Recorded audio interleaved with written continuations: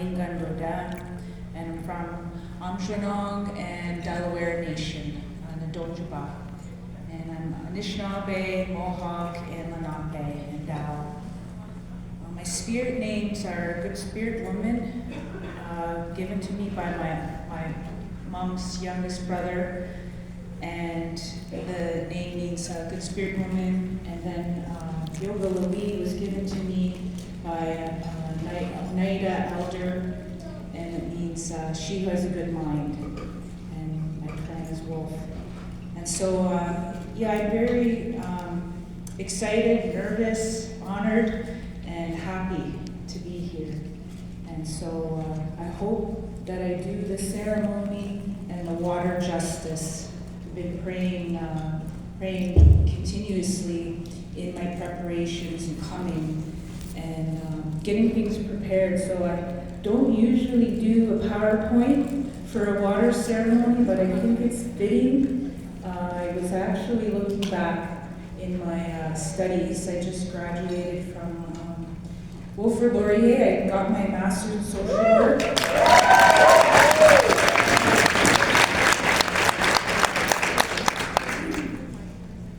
Yeah, in 2023. And so I came across the water teaching ceremony that I did. I collaborated with two other of my awesome cohort students, and so I tweaked it a bit, and I really wanted to make sure that I'm also not only giving teachings, but sharing my story of my own personal journey with the water. So it was really important for me to make sure that I cover all the bases. I'm just going to have some more water here.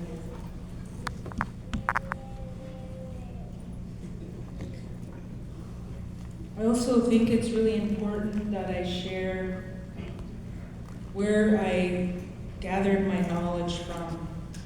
And I feel very grateful that I've met so many elders and healers along my path that I always want to raise them up and lift up their names and the knowledge, because I wasn't raised like in the culture. I wasn't raised with the teachings that I now have really adopted. And maybe they adopted me, but I've picked up my own, learning and healing and bundle along the way. And so I always want to give thanks for that, and to share those teachings that I learned. I also wanted just to acknowledge the bundle here, the beautiful bundle, all the altar here with all of our sacred items, medicines. I brought my puwagig. I was told it was my grandmother. Brought my pipe, and I smoked that pipe just prior. And I was just praying and asking for help, guidance. I never want to offend Creator, Gajamanado, offend anyone here, and of course, embarrass myself. So I always try to be in that kind way, in that humble way. And so yeah, I use the sama, my tobacco there to help. And it's really important that we acknowledge and share our medicines first and foremost. That's what I was instructed to do, is that when you put down your medicines first, that ensures that you do things in a good way. And so that was really important for me to do. And I want to acknowledge the grandmothers and those elders and those healers that have been speaking to us from the beginning here. And I put down my sama as well when I came in last night to the waters right there. What a beautiful surrounding area and territory that we're on here. And I want to acknowledge that as well. The territory that we're on right now here is, from our Mother Earth, Mishkakmakwe. So I wanted to do that as well in preparation. And I always ask my helpers and the guides to help me what it is that the people need to hear, because I may have an agenda or an idea, but it's really Creator that guides. It's the Spirit that guides ceremony, and like I said, ensures that things are done in a good way. So that was really important for me to do all of those things in preparation. And I brought my own little Sama here as well that I always often refer to and share and keep along my travels. And I'm really glad that there's salmon here. And I encourage you all to take the tobacco and put the tobacco down, whether you feel like you want to do that on the earth, Mother Earth, or take it to the waters. This is really important. I think my message and what I've been learning along my short little journey in healing and learning and understanding is how important it is for us to protect the waters.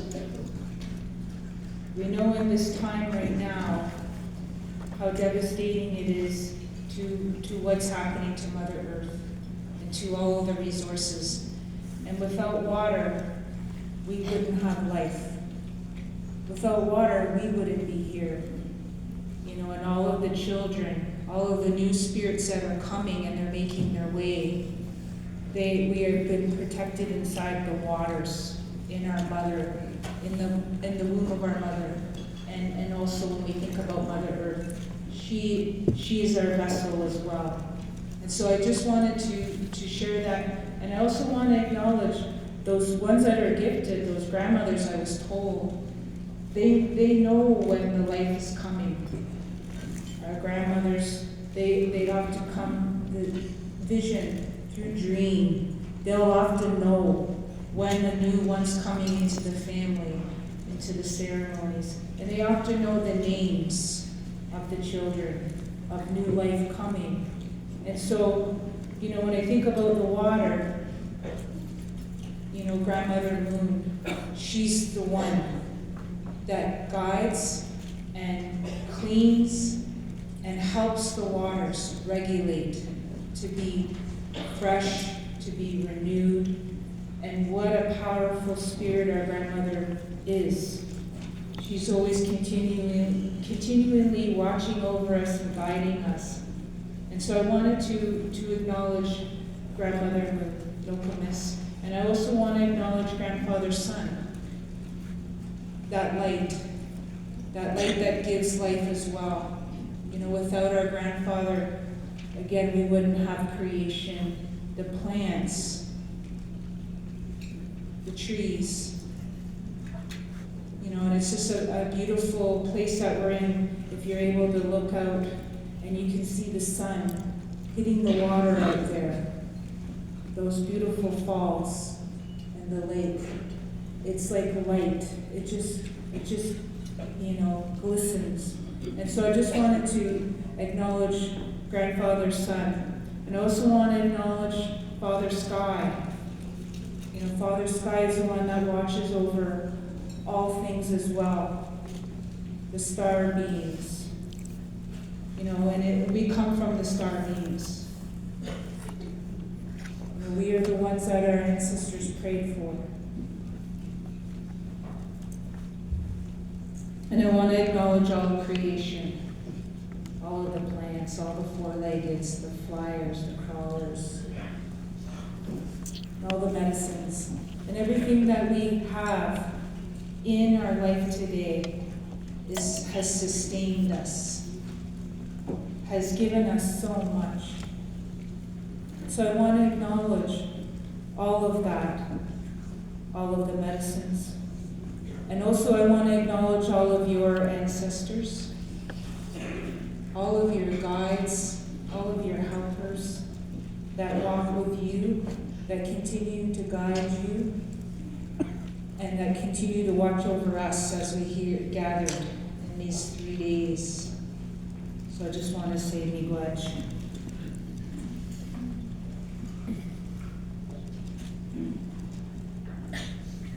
So, like I said, I have a little PowerPoint here.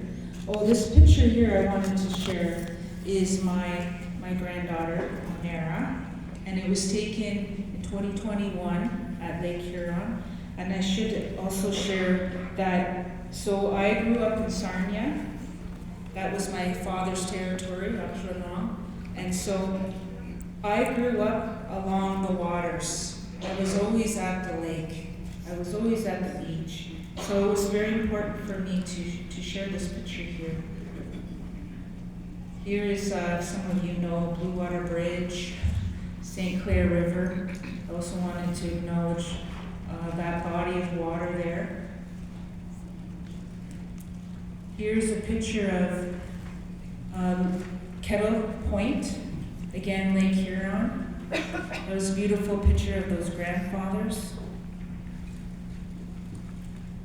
Also Lake Huron as well, again, along Kettle Point. This one here, I wanted to lift up my family, acknowledge both my granddaughters, and that was us just last year in Hamilton at Tiffany Falls. And there's my granddaughter again. This was taken a while ago, probably about 4 years ago, Canatera Beach. There's Bracebridge, this was last summer. This is my youngest granddaughter, Nala.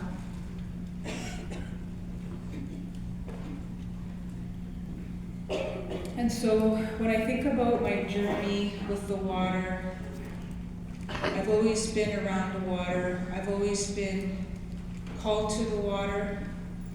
I've always felt safe to the water. I've always felt connected. I've always felt healed by her. And I've always felt like calming and grounding. And so when we think about the spirit of the water, it's so precious. You know, without the water, we wouldn't have the health that we have. We use the water for our medicines, to make cedar tea, to make cedar bath, you know, for our sweat lodge ceremonies. We use that water for so many things, and it's really important that we keep honoring the water and keep protecting her. So this one here particularly, I wanted to lift and raise up Bidasage Ba, grandmother Josephine Mandaman. I met Josephine quite a while back when I was first learning about ceremonies, and I was attending the Medewan Lodge around London, Chippewa-the-Thames First Nation. And I seen Josephine Mandaman Ba come in the lodge, and I was very curious. I didn't know a lot about ceremonies as I was sharing. I didn't grow up in this way. And so she came in, and she was very unassuming. She was so gentle, she was so kind. And I remember her sharing and talking about the water, and that she wanted to do something to keep protecting the waters. And I just remember in that moment listening to her, and I remember feeling like there's something here that I really need to really listen to. And I feel like,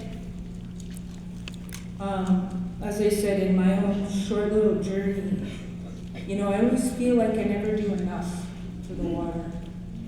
I've always felt like that.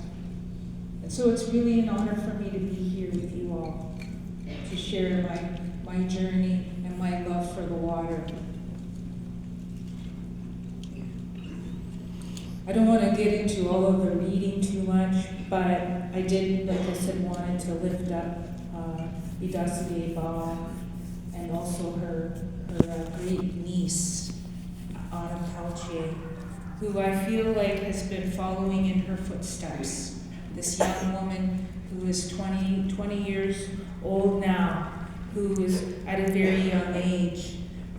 She received an award and, you know, an acknowledgement for the work that she does. And I'm just in awe of our young people, our youth, that are taking up the teachings and doing that work, that hard work of protecting the waters.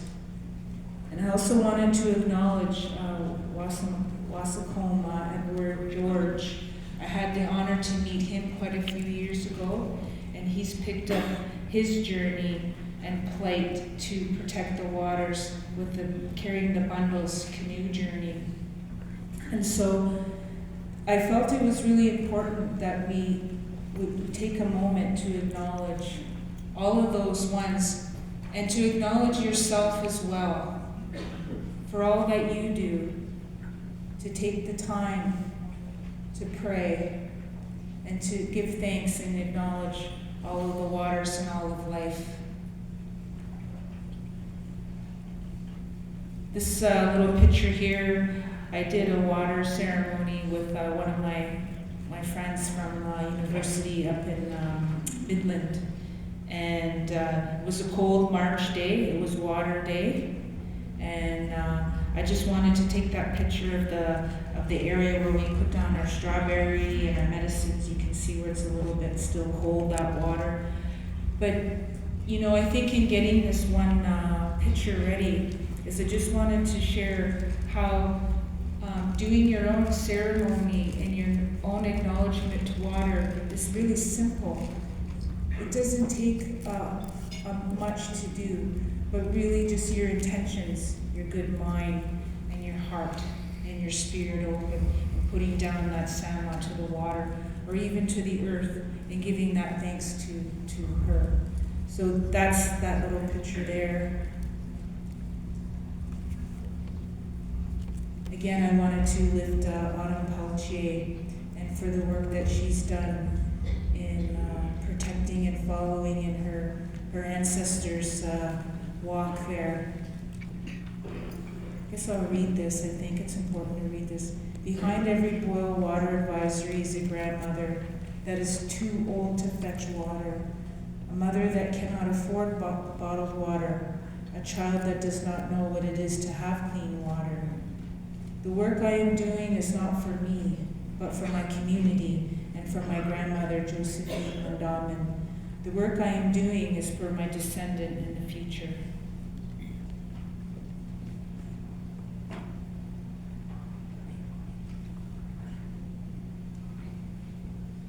This here is a little video that we can share now.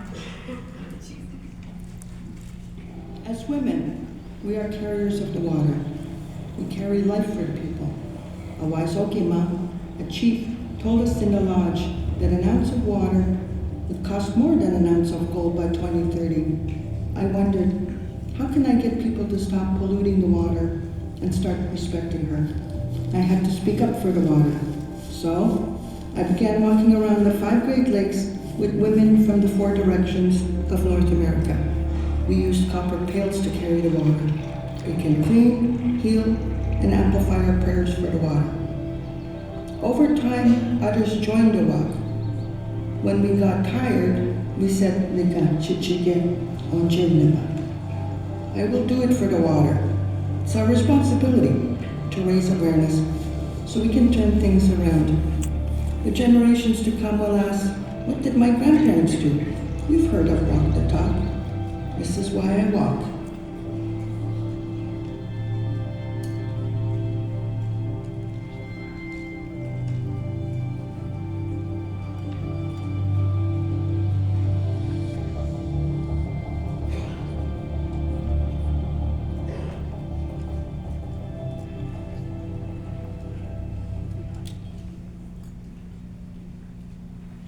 I was wondering if at this point we could hand out the water to everyone. Everyone's got, okay, great.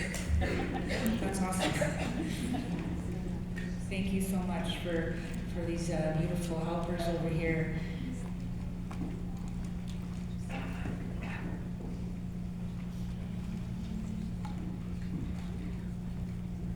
I think we'll share this video too before we get into the song. Industry. Dr. Emoto has conducted another interesting experiment. He placed rice into 3 glass beakers and covered it with water. And then every day for a month, he said, thank you to one beaker. You're an idiot to the second. And the third one, he completely ignored.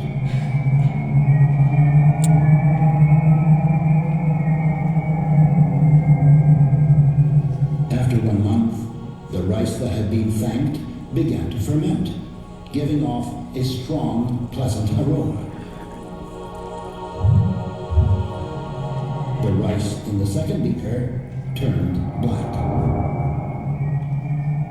And the rice that was ignored began to rot. Dr. Emoto thinks that this experiment provides an important lesson, especially with regard to how we treat children. We should take care of them, give them attention, and converse with them.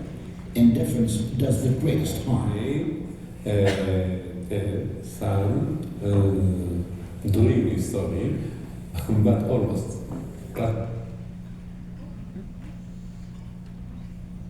Thank you for that help with the videos.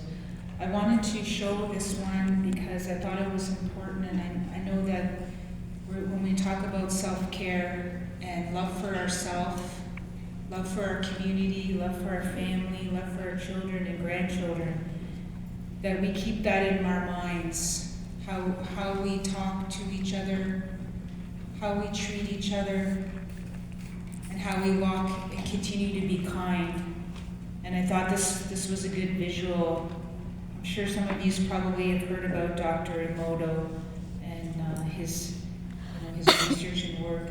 But I also know and feel that as Indigenous people and in our ceremonies, we've known about that forever. And one of the experiences I had in a full moon ceremony when I first started learning about full moon ceremony and the importance of water, I heard those songs.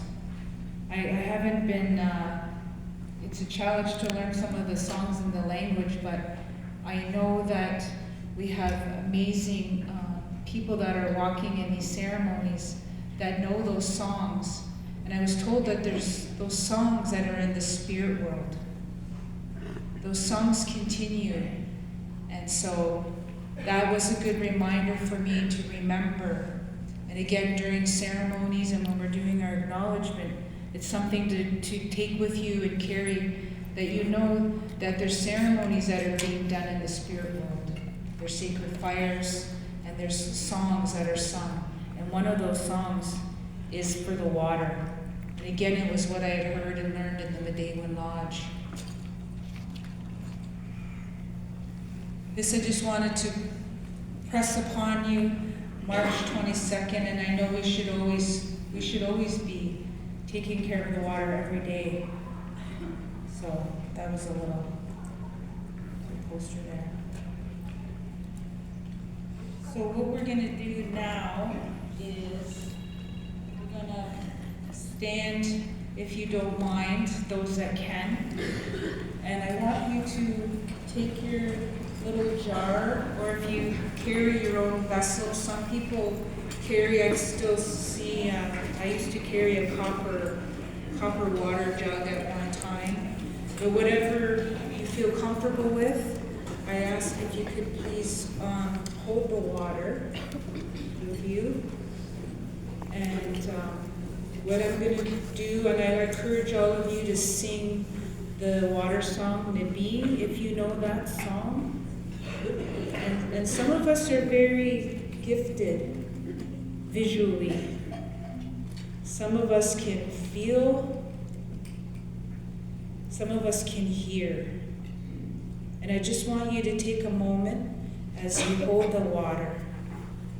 And if it's helpful to imagine you have roots coming from the soles of your feet.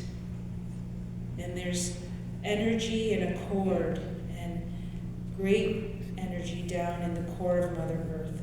And so imagine yourself having roots, grounding yourself.